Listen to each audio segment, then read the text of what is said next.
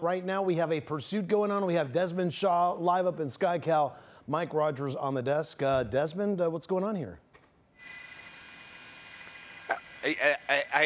Juan, I think I can hear you here. Okay, we're getting on the northbound 110. This is a really tough one. It's LA County Sheriff's deputies that had been in pursuit of a stolen vehicle. It was a Jeep, but now we're looking, I believe, at a Challenger. Wow, this vehicle that's hurtling towards us now, northbound 110, because we witnessed just off of Gage in the 110, the person inside of the Jeep got out, and this vehicle was waiting for them, and it looked like they got in the passenger seat.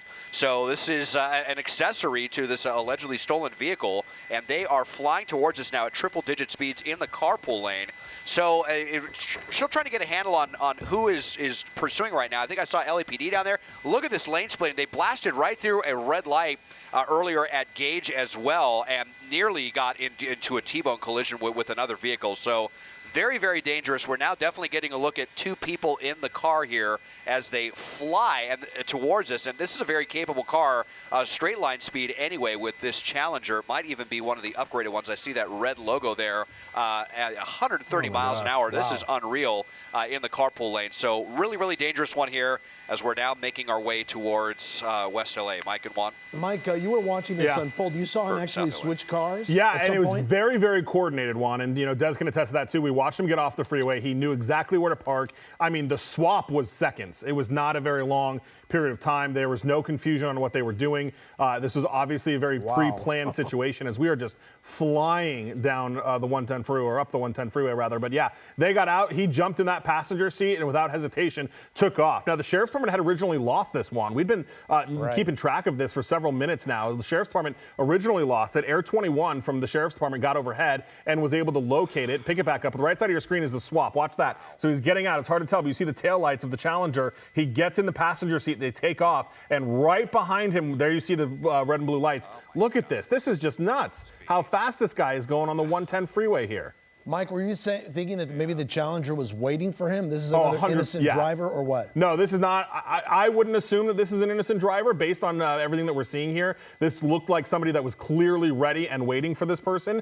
The original suspect is not in the driver's seat. The original suspect is in the passenger seat. So now there is a new driver in this. So that person in the Jeep that was reported to be stolen by the LA County Sheriff's Department immediately jumped in the passenger seat of this, what we believe is a Challenger, and took off. And that driver was ready and waiting, didn't even have the car in park, Juan, just was holding the brakes, waiting for his friend to get in, and they took off. Now we're northbound 110, north of the 10 freeway, coming into the downtown LA area. So original want was for the stolen Jeep. Yeah. Somehow this driver of the Jeep comes to this location here where he dumps the car and jumps into this Challenger where somebody was waiting for him. Right, and now this Challenger is just driving like a maniac through the tall buildings of downtown LA. And now we have two people seriously in trouble here fleeing from police. And a sheriff's helicopter overhead, but we're going to play this game here, and I can't tell, Des, is he getting off? Yep. Nah.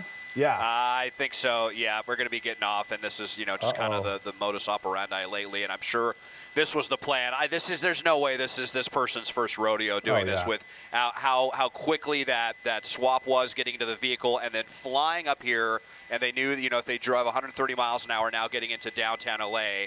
I mean, I feel like I'm not going to say that this is the same Charger, but I know that we've covered pursuits like this with these Chargers. I mean, it's almost like something, you know, out of Fast and the Furious, not to make light of this, but the kinds of driving that we see. And now we're, you know, vanishing into downtown LA. And here is what we've just been seeing way too commonly now. There were no ground units behind this suspect. They're going to try to blend in. We're trying to find him, and all you got to do is get behind one tall building. And, you know, there were no ground units there. So, you know, hopefully the owner of that Jeep is going to get their vehicle back unscathed, but this person is likely to get away. It's just really hard to follow a vehicle going 130 miles an hour without endangering everyone any more than they already were. I mean, here's the LAPD here in the area, if they're even privy to what's going on. But we last saw them right around this area. It was right around Grand and 5th, and they were off the freeway, and just like that, they have vanished. That was definitely a high-performance Challenger, maybe an SRT model. You're talking could be 500 or 600 horsepower on that vehicle. And, you know, unfortunately, we've seen the Chargers, the Challengers before have been able to evade authorities when they take risks like that. So, and it looks like another one has potentially gotten away here. Yeah, guys. it looks like either one tall building or one parking garage, right, Mike, can make for a good escape. Well, and it makes you, to Desmond's point about this was very well orchestrated by these suspects. So I wouldn't be surprised at all if this is not their first time engaged in this. I mean, the car swap was almost perfect. And they drove straight to downtown LA after the ground units had dropped out because of the dangerous speed. So now you've got an air unit that is looking for this. That air unit, by the way, circling kind of near City Hall-ish area. Olive and Craft is what we're hearing the last location they saw them at was. But, I mean, as you saw, it took just, a half a second for us to lose them. Under the tall buildings, and that's all it takes. And the sheriff's department is, even though they have more room to wiggle with the airspace, they are still have to deal with these buildings, and you still will easily lose sight of people very, very quickly. Mike, did you see a back license plate on the Dodge? I noticed when the car was heading towards us on the shot there on your right, there was no front license plate. You know what? I don't know. I don't know that I see one there either. I don't see him. Where is he? So that may be, that may be another issue here to play into. And we don't know the circumstances surrounding the theft, right? We don't know exactly if this is known to the victim or if there were any cameras where this was stolen that would.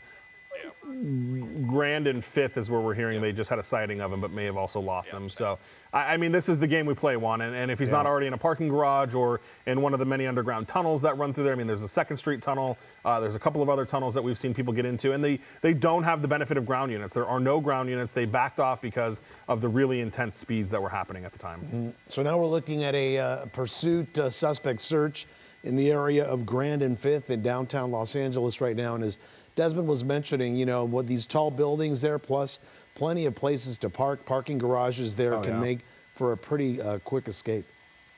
Yeah, absolutely. I mean, there's no shortage of places to go in this area. And again, just based on the way that they did it, I mean, they didn't even come through the south end of downtown. They drove straight on the 110 freeway until they could immediately get off and be immediately in an area surrounded by tall buildings. Because obviously downtown is not entirely tall buildings. There are portions of it that don't have that. But these guys took the 110 freeway, got off at the right exit to immediately be mixed in with all of these tall buildings. And I don't know, too, Juan, when they were coming up the freeway, we had a good shot of it. We could see 2 people in it. It looked like the passenger was even trying to look up and out the window to get eyes on the helicopters as well.